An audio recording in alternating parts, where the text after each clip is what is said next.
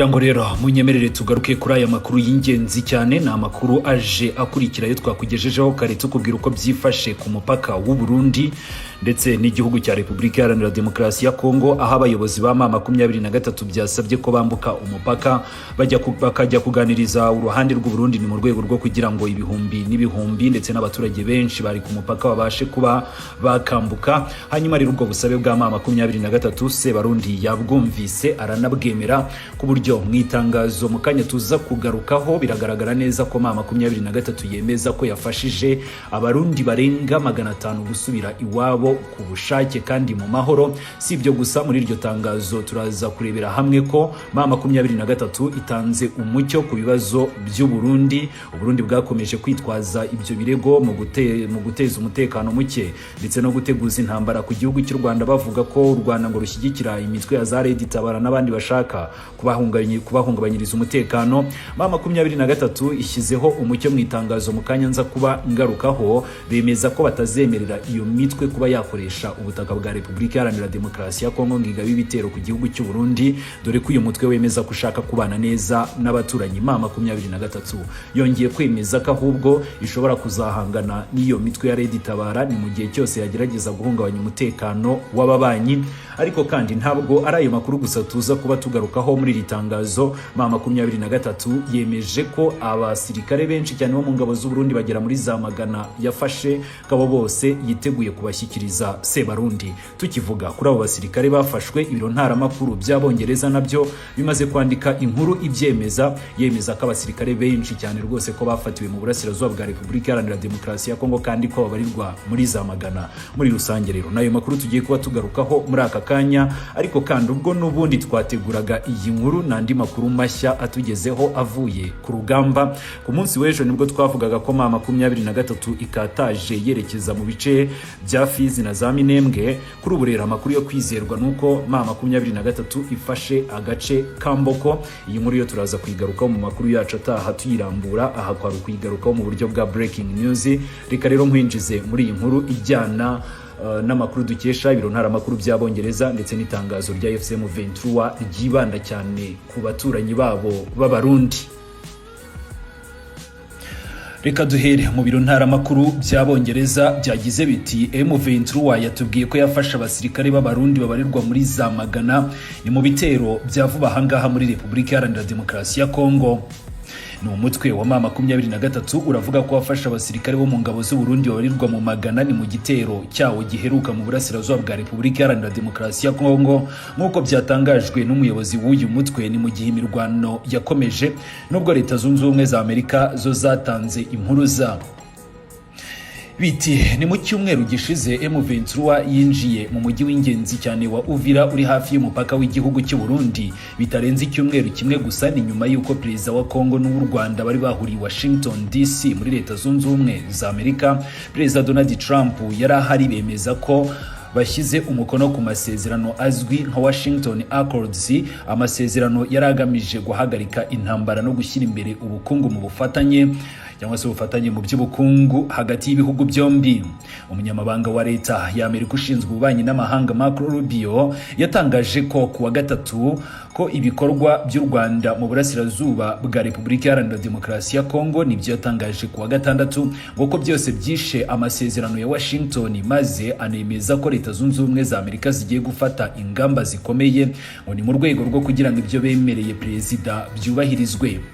U Rwanda ruhakana ibijyanye n'ubufasha ubwo ari bwo bwose kuri M23, rukavuga ko ingabo za Kongo n'iz'Abarundi karizo zateje akajagari no kongera kubura umutekano muke mu burasirazuba bwa Repubulika Iharanira Demokarasi ya Kongo. Icyakora cyo ngo raporo y'itsinda ry'impuguke z'umuryango w'abibumbye yasohotse muri Nyakanga ikavuga ko u Rwanda rwashoboye kuba rwatanga ubufasha kuri M23 n'ubwo u Rwanda rwatse izo mpuguke ibimenyetso bikabura, ndetse u Rwanda rugashinja izo mpuguke kuba zitarigeze ziganira n'uruhande rw'u Rwanda mu gutanga iyo raporo.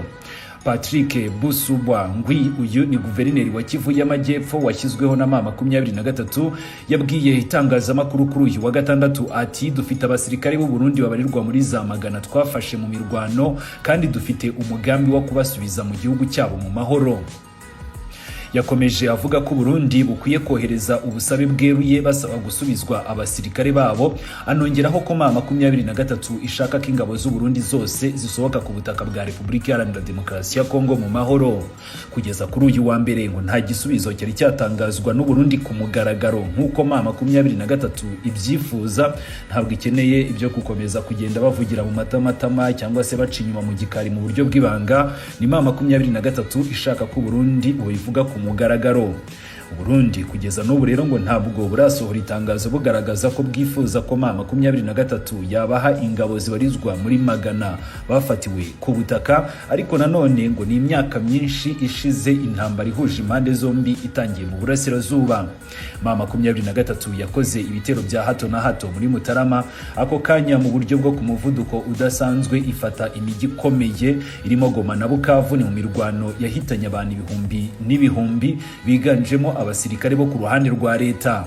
Kuva icyo gihe rero ngabo barwanyi batangiye noneho gushyiraho ubuyobozi bwabo mu burasirazuba, ibintu bishobora gutuma Kongo, igihugu kinini cyo muri Afurika yo hagati, gicikamo ibice mu buryo burambye. Kongo ngo yakunze guhakana inshuro zose ko ntaho ihuriye n'abajenosideri basize bahiye ku Rwanda muri jenoside yakorewe Abatutsi. Gusa u Rwanda na Loni ndetse n'izindi raporo zitandukanye zagaragaje ibyo bimenyetso, nabo barwanyi ubwabo ba FDLR ni kenshi bakunze kugaragara babyemera. Kongo rero ngo kandi ikungahaye ku mabuye y'agaciro, aho kuri ubu ngubu itanga hafi 70% bya cobalt ikoreshwa mu isi, ndetse ikanatanga tini, tantalum na tungsten ku bwinshi ku ruhando mpuzamahanga. Leta ya Trump ngo yizeye ko amasezerano y'amahoro ashobora kuzamura amarembo y'ishoramari rikomeye ry'ibihugu byo mu burengerazuba ni mu bucukuzi bw'amabuye y'agaciro mu burasirazuba bwa Kongo. Busubwa Ngwi yavuze ko M23 idashyize imbere ibijyanye no gukomeza gufata ibice bitandukanye muri Kivu y'Amajyepfo, ariko nanone yongera kugaragaza ko mu gihe bakomeza kugabwaho ibitero ko bagomba gukomeza nyine kwirwanaho, kandi uko kwirwanaho kenshi bakurikirana ibitero aho bituruka bikarangira banahigaruriye. Umuyobozi wo ku rwego rwaho kandi washyizweho na leta ya Kinshasa yabwiye ibiro ntaramakuru by'Abongereza ko kuwa mbere k'igisirikare cya Kongo n'abafatanyabikorwa bacyo kuva Imakobora ku birometero 12 mu majyepfo ya Uvira, kandi ko barimo kongera kwisuganya kugira ngo bongere kwisubiza ibice bitandukanye. Uyu muyobozi yabwiye ibiro ntaramakuru by'Abongereza ko bafite amakuru y'uko Kinshasa n'u Burundi bafite gahunda yo kwisuganya, ahanini ngo bijyanye n'ingendo z'indege zimaze iminsi zizenguruka hagati y'ibihugu byombi, kandi ngo bamenye amakuru y'uko bashaka kwisuganyiriza ku kiyaga cya Tanganyika. Isoko iri muri M23 kandi yabwiye bino biro ntaramakuru by'Abongereza ko abarwanyi ba M23 ko mu buryo budasubirwaho bamaze gufata agace ka Makobora, bisa naho ariko leta yashakaga guteguriramo ibyo bitero byo kwisubiza umujyi wa Uvira kwikubitiro. Hanyuma rero kuri ubu ngubu umuryango mpuzamahanga ushinzwe ibijyanye no gukomeza gutanga ubutabazi, ubwaho kandi turagaruka kuri MSF, kuri uyu wa gatanu watangaje ko wahagaritse ibikorwa byawo Ibaraka, ni hafi ya kilometero 100 mu majyepfo y'umujyi wa Uvira, bitewe nuko hakomeje kuba ihohoterwa rikomeye, kandi ngo bikaba bikomeje kugenda bigira ingaruka ku baganga b'uyu muryango, cyangwa se uyu muryango ugizwe n'abaganga batagira umupaka. Ibyo bitero rero bikomeje kugenda bibatera ubwoba kandi bikabagiraho ingaruka, ari nayo mpamvu bahagaritse ibijyanye n'ibikorwa byabo. Hanyuma ni mu kanya gato cyane gashize ubwo twateguraga iyi nkuru, AFC M23 n'ubundi yongeye gusohora iri tangazo ryo kuri wa 15 Ukuboza 2025, birajyana n'ubundi n'ibyo twagarukagaho by'abasirikare benshi bo mu ngabo z'u Burundi. Riti ihuriro AFC M23 riramenyesha amahanga n'abaturage muri rusange ko guhera kuri uyu wa mbere tariki ya 15 Ukuboza 2025 ko ryafashije abarundi barenga 500 bari impunzi gusubira ku bushake bwabo mu gihugu cyabo.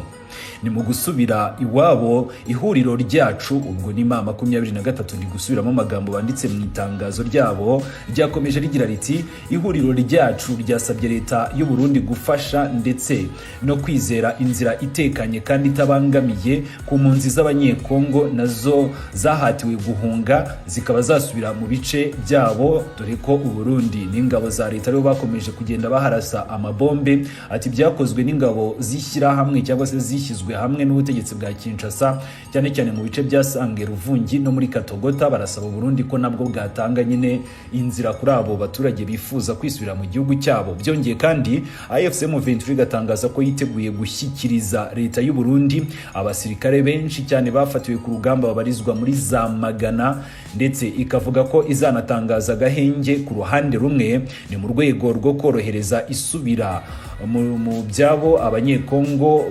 bameneshejwe n'imirwano ni mu bihe by'umutekano muke uherutse kugaragara.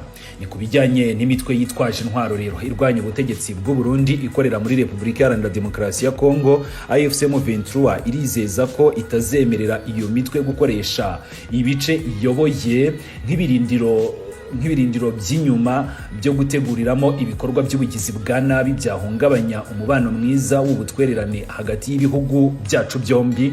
Ubwo bivuze ko M23 yiteguye ahubwo no kuba yahashya za Red Tabara cyangwa se n'indi mitwe yose u Burundi buvuga ko bwagiye muri Kongo guhigayo.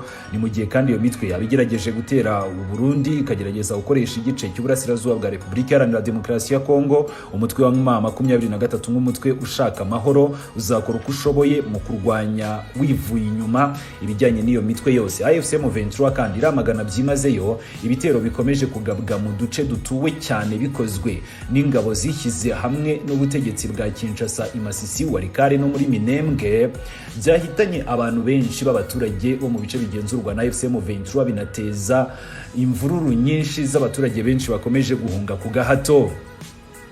Ni muri iri tangazo AFC M23 yarisoje igira iti AFC M23 yongeye gushimangira ukwiyemeza kwayo no kudatezuka ku gukomeza kurinda no kurengera abaturage bo muri Repubulika Iharanira Demokarasi ya Kongo ni kwiterabwoba iryo ari ryo ryose ndetse naho ryava hose.